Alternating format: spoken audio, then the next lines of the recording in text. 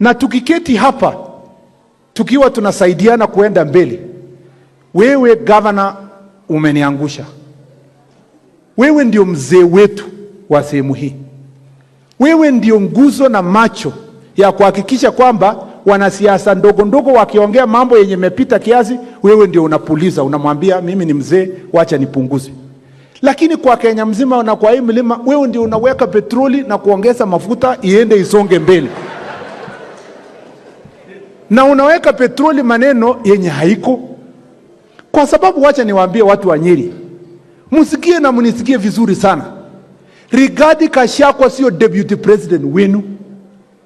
Rigathi Gachagua ni deputy president of the Republic of Kenya. Ni deputy president ya Tana River. Ni deputy president ya Isiolo. Ni deputy president ya Elgeyo Marakwet. Ni deputy president ya Kisumu. Ni deputy president ya Western. Western hawana another deputy president in this republic. Kama nyinyi mnataka deputy president wenu ya village hapa nyumbani, mupange na Kaika muongee yenu ya hapa nyumbani. Huyu Rigathi Gachagua, let Rigathi Gachagua go. He is not a leader of Mount Kenya. He was elected to become the leader of Kenya, not Mount Kenya.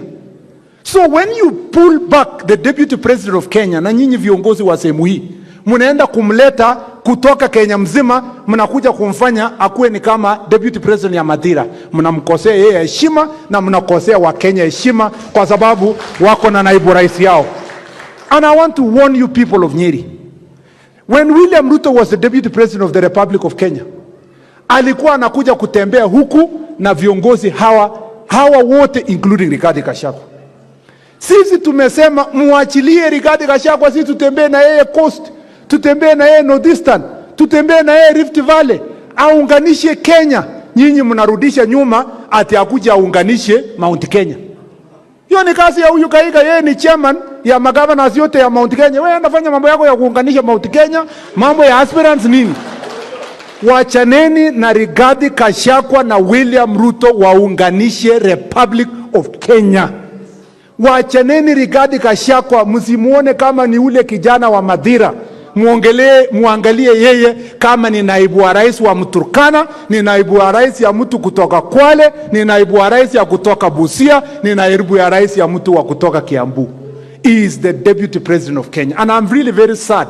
Tukifika mahali kama hapa, tunasikia watu wanasema, mimi tuna defend mtoto wenu, mtoto yetu. Sasa hiyo sio mtoto yenu, ni mtoto ya Kenya. Alikuwa mtoto wenu akiwa MP huko Mathira. Saa hii tukiongea ni mtoto ya Kenya, sio mtoto ya hii village wenu hapa. He must be let go. Let him do his job.